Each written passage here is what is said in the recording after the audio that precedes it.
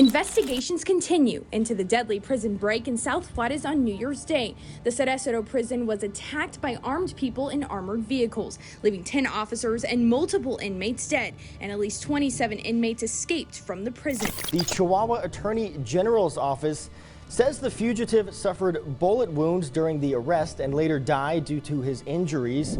When you think of the most notorious kingpins in history, you might think of names like El Chapo Guzmán, El Mencho, or Pablo Escobar. But what if I told you that there was a kingpin who was even more ruthless and more violent than any of those guys? What's more surprising is that he started his criminal empire when he was just a teenager. His name was Ernesto Alfredo Piñón de la Cruz, better known as El Neto, and he was the leader of Los Mexicles, a gang that terrorized the city of Juarez and worked for the Sinaloa Cartel. You see, some of the things Guzmán, El Mencho, and Escobar were struggling to accomplish in their 30s, El Neto had already done before he was 18. And by the time he turned 18, this guy had become notorious for killing his kidnapped victims and sending their heads in coolers as souvenirs to their families if they failed to pay the ransom.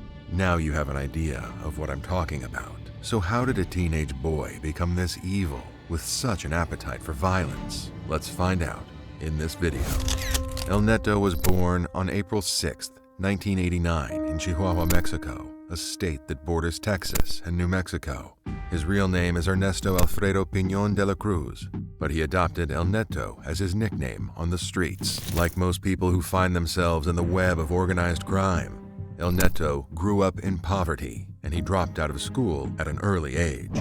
He then hit the streets as a pickpocket and petty thief, but he soon graduated to more violent crimes, so much so that by the time he was 18, he had caught the attention of the Mexican authorities. At the young age of 18, El Neto was already the leader of a notorious criminal gang called Los Mexicles, who were responsible for some of the most notorious robberies, kidnappings, and brutal murders recorded in the history of the Mexican cartel wars. During his time as the leader of Los Mexicles, El Neto was notorious for killing his kidnapped victims and sending their heads in coolers as souvenirs to their families if they failed to pay the ransom. His thirst for blood and appetite for violence soon attracted the attention of the infamous leader of the Sinaloa Cartel, El Chapo Guzmán. Long road that led Chapo Guzmán from the mountains of Sinaloa to the courthouse behind us today was paved with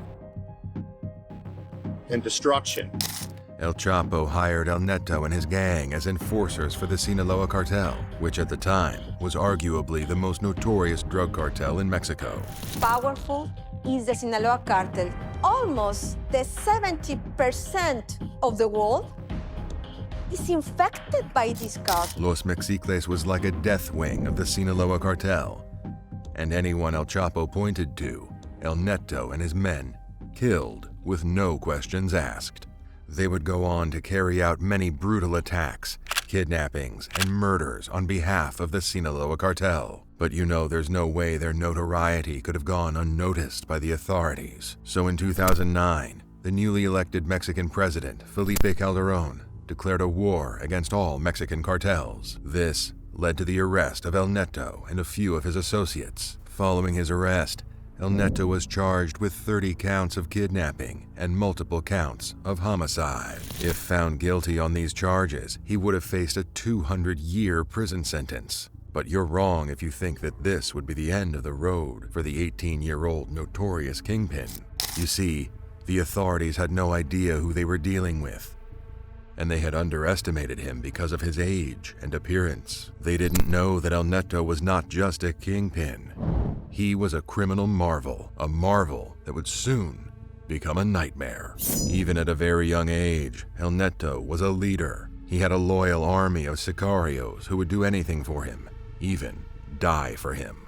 And they almost did when they tried to rescue him from the hands of the authorities in 2010. On that fateful day, El Neto was being transported from jail to court for his sentence hearing at the Chihuahua State General Attorney's Office. As you would imagine, he was heavily guarded and surrounded by armed guards and bulletproof vehicles. But that didn't stop his men from trying to free him. They ambushed the convoy at a roundabout and unleashed a hail of bullets that lasted for hours. The rescue attempt failed, and El Neto lost his right eye in the crossfire, giving him a scar that matched his ruthless reputation. But that was not the end of his story. In fact, it was only the beginning, because even with what had happened, the authorities were yet to understand that El Neto was not the kind of criminal you handle with levity and throw into a regular cell. His type of criminal would take over the cell and then the entire prison, and that is exactly what he did when he was sent to CERESO No. 3 State Prison, a hellhole that is located on the border between Ciudad Juarez and El Paso, Texas. The history of this prison will make you question the rationality of whose idea it was to send El Neto there. In the height of cartel violence in Juarez in 2010, the inmates literally ran the prison. This prison is one of the most violent and overcrowded prisons in the country, where inmates belonging to different criminal groups often clash with each other and with the authorities. It was even said that inmates have such control over the prison that they even have keys to access their own cells. The inmates governed the prison, let's be honest. Inmates held the keys to their cells and were armed. This was the kind of place where El Neto was incarcerated, and there was no way they thought they were sending him to his doom, because this was actually an ascension to a throne. In that prison, he found a partner in crime in El Lalo. Together, they ruled the prison with an iron fist, and from the thick walls of that prison, El Neto and El Lalo unleashed a reign of terror that would shake Ciudad Juarez to its core. It was so bad that even the Pope could not stop them. On February 17, 2016, the leader of the Catholic Church, Pope Francis, made a historic visit to Ciudad Juarez, Mexico. Pope Francis visited a Mexican prison during his last full day in the country. The prison is in Ciudad Juarez, which borders El Paso, Texas. The visit is very symbolic because the site represents a series of social problems Mexico faces. This visit was particularly necessary because at the time, the city of Juarez was plagued by unspeakable violence, corruption, and poverty. So the Holy Father's visit was meant to bring hope, healing, and solidarity to the people of Juarez and the border region, as well as to challenge the world to address the root causes of migration and violence. One of the most remarkable moments of the Pope's visit was his stop at the CERESO No. 3 State Prison, where he met about 700 inmates, including men, women, and minors. Es aprender a no quedar presos del pasado. Cuenten su experiencia. Ayuden a frenar el círculo de la violencia y la exclusión. While the Pope delivered his message of hope and redemption of souls, many of the prisoners broke down in tears as they were hit by the words of the Holy Father. But not El Neto and El Lalo, because those two had no souls to be saved. Their years in prison had not softened any of them. They were still the same ruthless anarchists. And they proved it a year later when they orchestrated a bloody riot against a rival gang called Los Aztecas.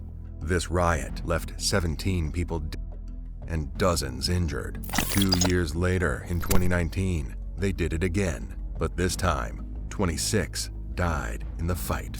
It was only then that the authorities woke up from their slumber. But what they did to handle the situation was even more ridiculous. They transferred El Lalo from the state prison to a federal prison in Chiapas, hoping that this would cut off his relationship with El Neto and weaken his influence on his gang members in the prison. But they were wrong. You might think that capturing the leader of a criminal organization would solve the problem, but history has shown us that it often leads to worse outcomes. Either the organization falls apart and creates a power vacuum that sparks more violence, or a new leader emerges who is even more ruthless and ambitious than the previous one. That was exactly what happened when El Lalo was transferred to a federal prison. El Neto took over that gang's operations and unleashed a wave of unspeakable terror and violence from inside the prison to the outside world. In August 2021, the authorities realized that they had made a grave mistake by leaving El Neto in a state prison instead of transferring him to a federal prison, as they did with El Lalo. They hoped that this would reduce the cycle of riots and violence that El Neto had orchestrated from behind bars, but they were wrong. Somehow, El Neto got wind of their plans and decided to beat them in their own game. He organized a massive prison break with the help of his loyal inmates and gang members. They waited for the visiting hours to start because then, the authorities and prison guards were usually distracted, with many people coming to see their friends and relatives. During their attack, it was said that about 24 inmates managed to escape by blending in with the fleeing crowd. 10 were reportedly killed, and about 20 were injured in the bloody clash.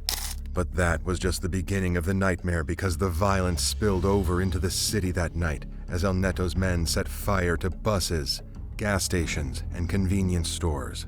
They robbed and anyone who crossed their path, irrespective of who they were. Reported back in August, a fight in the CERESO prison spilled out onto the streets of Juárez, where gas stations were burned, businesses shot at, leaving over 10 people. It was reported that a pregnant woman was set on fire while in a store robbed by fleeing gangsters.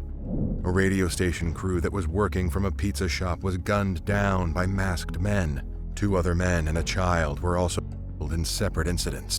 These random acts of violence were horrific, but they served their purpose. They forced the authorities to back down from their plan to transfer El Neto to a federal prison. With 11 people by Friday morning, hundreds of police officers and soldiers were deployed to restore order and calm in the city.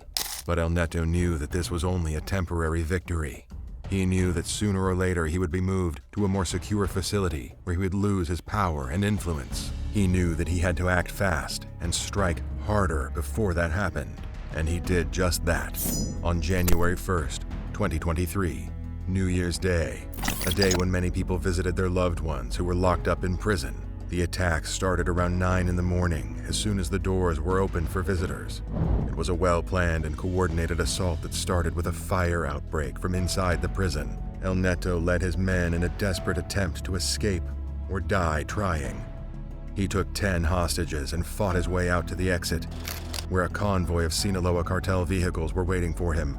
They had stormed the prison from the outside, blasting through the gates and taking down the guards on the watchtowers. According to the Chihuahua State Attorney General's office, various armored vehicles arrived at CERESO prison about 7 a.m. Sunday morning when gunmen opened fire on guards. The prison authorities were overwhelmed by the coordinated attack from both sides and had no chance to stop El Neto and 27 of his men from escaping.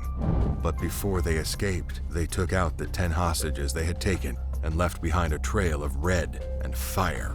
In addition to the 17, 13 were injured, and at least 27 inmates escaped, including the leader of a notorious street gang called Los Mexicles, who's known to have worked with the Sinaloa Cartel. However, this was only the beginning of a nightmarish ordeal for the city of Juárez that Sunday morning. The prison break triggered a massive manhunt for El Neto and his men as the Mexican government mobilized all of its forces to capture the kingpin, dead or alive. They had just come to the full realization that they were facing an enemy that was well-armed, well-funded, and well-connected. You see, El Neto lived like a king in his prison cell, enjoying luxuries most people could only dream of. There were 10 cells found. We can call them VIP cells. They had television sets, very different conditions from those normal cells. And that's where we found the safe. When the authorities searched El Neto's cell to see if they could find anything that would point them in the direction he might have run to, they found over $84,000 in cash, 8 pounds of crystal meth, 88 pounds of coke, 35 pounds of marijuana, 3 pounds of heroin, 8 fentanyl pills, and even a jacuzzi inside his prison cell. This guy had bribed many of the prison officials, including the director, Alejandra Alvarado Diaz, who was fired and investigated after the escape. But he was not the only one to blame, because he had just been posted to that prison a few months earlier. So the corruption had been going on for years, and whoever handed over to him had allowed El Neto and other high-ranking gang members to operate their criminal empire from behind bars. Meanwhile, El Neto's loyalists took advantage of the chaos to terrorize the city once more. They set fire to cars, buses, and buildings, and exchanged gunfire with the police and army. But there were not as many civilian casualties because this was not the first time the residents had witnessed a thing like this. So even without being told, they learned to lock their doors and stay in their homes while they prayed for the chaos to end. But it did not end soon enough for El Neto, who managed to evade capture for about 4 days. His luck ran out on January 5th, when the intelligence team of the state prosecutor's office located him in a rural area near the border with Texas. He was obviously trying to enter the United States when he was spotted in a car and engaged in a fierce gun battle with the officers. El Neto tried to escape, but he ended up crashing his car into a gas station, and by then, he had been fatally wounded from the gun battle. The officers apprehended him immediately, and instead of taking him to the hospital, they decided to take him to the state prosecutor's office. And this was to prevent his gang members from tracing him to the hospital and turning it into a battlefield. They knew his disciples would stop at nothing to get him out, so the state prosecutor's office was the only place they could think of taking him. But El Neto did not make it, as he succumbed to his injuries on the way. The Chihuahua Attorney General's office says the fugitive suffered bullet wounds during the arrest and later died due to his injuries. The Chihuahua State Governor Maru Campos announced his death through her verified Twitter account. I inform that during the early hours of this Thursday, thanks to the intelligence team of the state prosecutor's office and in coordination with the 3 levels of government, El Neto, responsible for the CERESO incident, was located, pursued, injured, but on the way, he lost his life. The death of El Neto was a significant blow to the Sinaloa Cartel and a relief to the people of Ciudad Juarez. They had suffered enough from his reign of terror and hoped that his demise would bring some peace and stability to their city. But they also know he was not the only one who wanted to control their streets. There are hundreds of others who would try to fit in his shoes and continue his legacy of violence. Cutting off one head of the Hydra, they say, would only make another one grow back. With El Neto out of the way, do you think more like him will rise to take his place? And even if they do you think any of them could ever have such an appetite for violence as El Neto? Share your thoughts in the comments below. And if you've enjoyed this video, please give it a thumbs up and subscribe to our channel for more content like this. Thanks for watching. Until next time, stay safe.